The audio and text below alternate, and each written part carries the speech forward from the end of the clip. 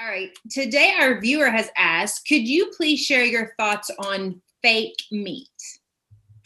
What a topical subject. When I entered the natural food scene back in the 1980s, there were no plant-based meat analogs like we have now. I think in the early 90s, there were some hot dogs, vegan veggie dogs were introduced, but they were just dreadful. They fell apart, and as you cooked them, they had kind of a mealy texture, and I didn't have much hope for ever having a hot dog, or let alone a hamburger again. But that was okay. It's a small sacrifice given the plight of the animals. I was happy to make that. But when you give something away, that's when you get it back, right? And out in the burger wilderness throughout the 90s and 2000s, some very smart people in some very motivated food labs were doing some absolutely wonderful things with texturized pea protein, potato protein, etc. And not too many years ago now, ta-da, the advent of Impossible Burgers and Beyond Beef.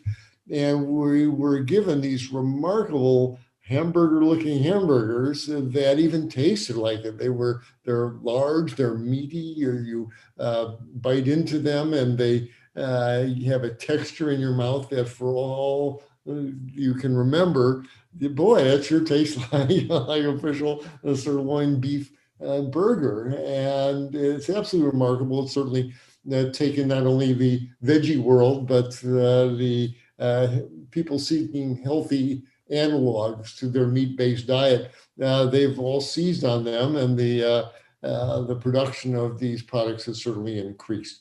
So what do I think about them?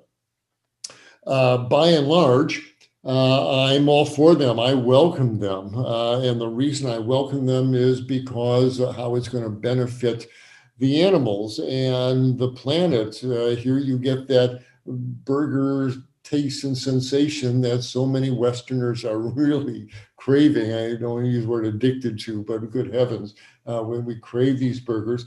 And yet the cost to the animals, to the planet, to our arteries is just, just non-sustainable on every level. Well, here you get basically the same product, giving you the same sensation when you consume it, but no animal dies. The cost to the planet is minuscule compared to what actual beef production makes. So I'm certainly all for the larger picture of these that these products provide. And their main use, as far as I can see, is as a transition food. If it helps Joe meat and potatoes guy, don't tell me I can never have another burger again. Don't tell me I can't have another steak again.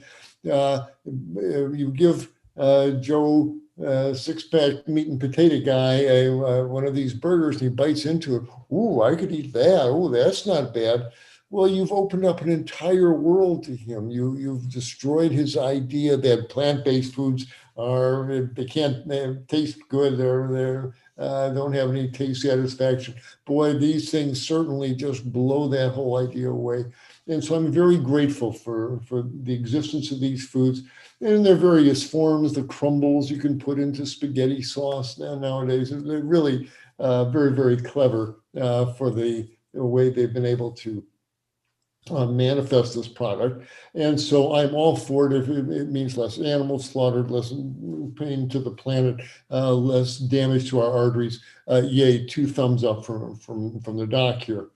That said, as a nutritionally based physician, I absolutely would give equal time to the fact that these are highly processed foods. This is texturized pea protein, potato protein. Now, this is heme that they've taught the yeast how to make to give that meaty flavor. Again, a big load of salt and fat and protein hits your bloodstream if you have to eat these. A little bit of a stress on your liver, your kidneys, etc. And that relegates them to the role of treat foods. If you're really eating a healthy, whole food, plant-based diet, but you really like these burgers, then have once a month, have a burger night, but hold it at that.